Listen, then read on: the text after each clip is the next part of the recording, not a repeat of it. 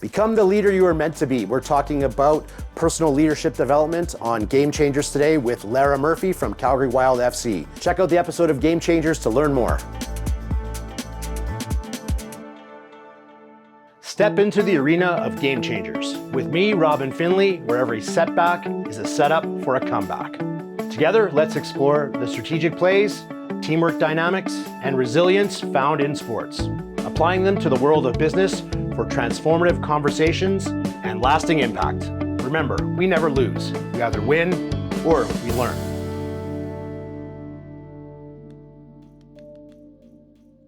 We're back with Lara Murphy for another episode of Game Changers. Last episode, we talked about developing leadership skills. Today, we're going to chat about personal leadership development.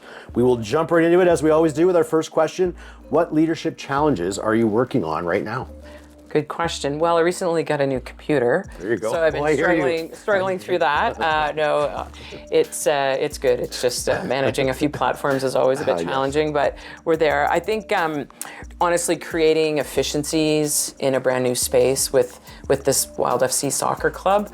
It's a new league, a new team, and so we're always looking for ways in which we can improve, move forward, and work towards our first game, April 16th, and really looking to just refine those efficiencies and how we can function as a team. Well, that sounds particularly challenging since you're rolling out your first season. So you're trying to find your efficiencies as you build it all new from scratch. Is that fair to say? It's absolutely fair to say. Yeah. So, we were a passionate group of volunteers that morphed into this being our careers. And as we went through the journey of whether it's, recruiting players, coaches, finding the place to play, branding our name, what it all looks like and how we roll it out. I mean, it's been incredible, but there's so many moving parts that really keeping the team tight knit. And, we're absolutely building the plane as we fly it. Yes, and as, perfect description. As we do that, it's exciting, but also sometimes you can feel a bit distracted and or scattered. So really keeping the team tight is well. The good news is you have built the plane before while you're flying. This is true. This is that's the great thing about it. So you've been there, done that. So this is good, and it's nice to hear. We bring guests in who talk about sports and business, and it's very unique for you to be in the business of sport as well. So I think that's really an extra little aspect of all these conversations we're having. So yeah, super grateful for that. In terms of our next question, what are some of the leadership and coaching development trends that you're seeing recently that interest you? There's a few. I'm always, I'm kind of the nerd that has a few books on the side of my nightstand, but I've always been someone that has embraced servant leadership.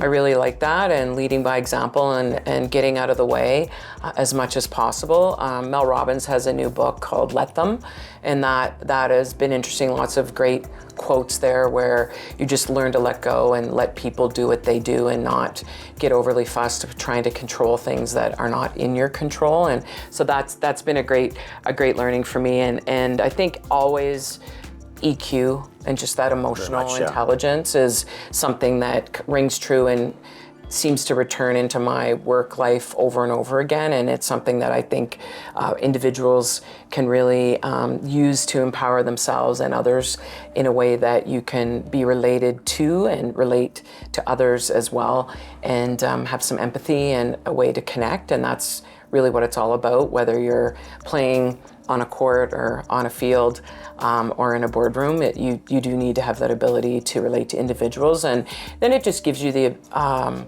opportunities to really share your voice in a way that is effective and not overpowering, but giving opinion and sharing and having difficult conversations comes with having that EQ behind what you're doing. So you're able to, I think, just really describe yourself and your feeling in a way that doesn't come across in any way that's, off-putting. Yeah, well, EQ is so complex, right? I mean, it's difficult to learn. I think some of the ways that I help, I'm a little bit introverted, so I listen a lot more than I talk sometimes. I found being observant helps. Do you spend any time with people that are working with you trying to help them develop that? Absolutely.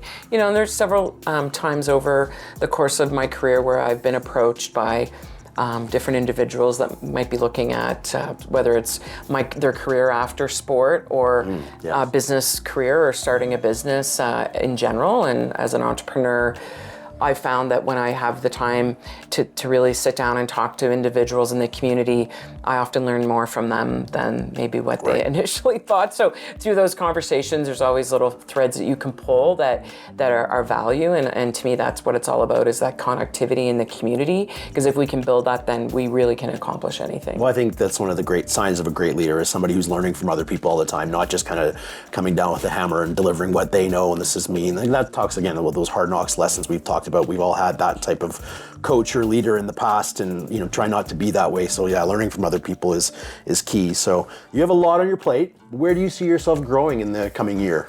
Wow, that's a good question. So we kick off the season coming up in April, and we'll play till November.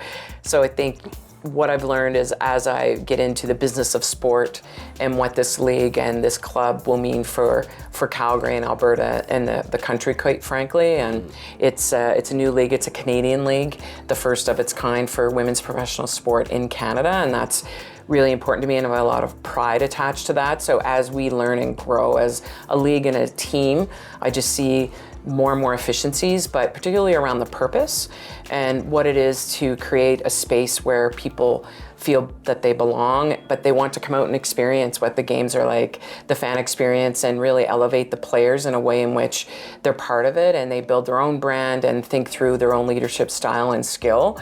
And it's incredible to see all of these humans from all over the world coming, taking a chance and being part of this this crazy dream that when I was growing up and playing, I didn't have this type of league to look forward to or place to go. You finished sport and then you got your real job. Right. And so it's really inspiring and incredible to me to see these young people put their hat in the ring, and they've played all over Europe and Istanbul and New Zealand and Australia, and they're all here. So I think about a year from now and what that will mean to them and their own personal journeys, but also as the leadership team moves forward, how we can really support, inspire, and bring a city together to have this incredible sports team, which will be the first ever.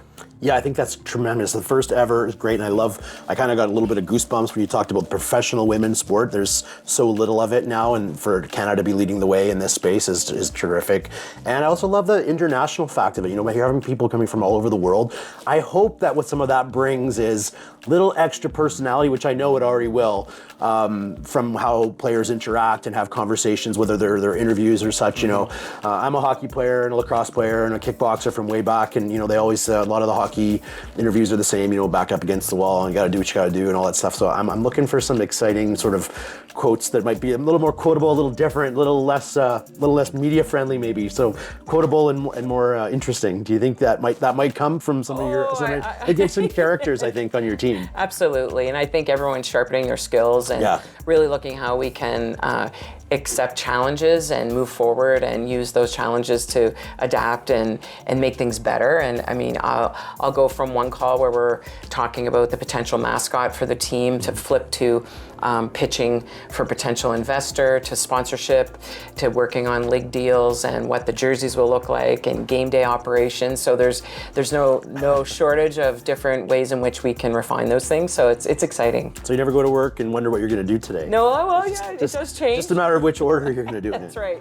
Yeah, all right. That's true. Well, thanks so much, Lara. That wraps up all of our episodes of Here with Lara Murphy. So I want to thank you very much for coming and being here. A part of this was a super interesting conversation. Very excited to see about Wild FC and what it brings to the city. So can you please tell everybody where they can find you? You bet. So we're Calgary Wild FC on Instagram, TikTok, Twitter, and Facebook.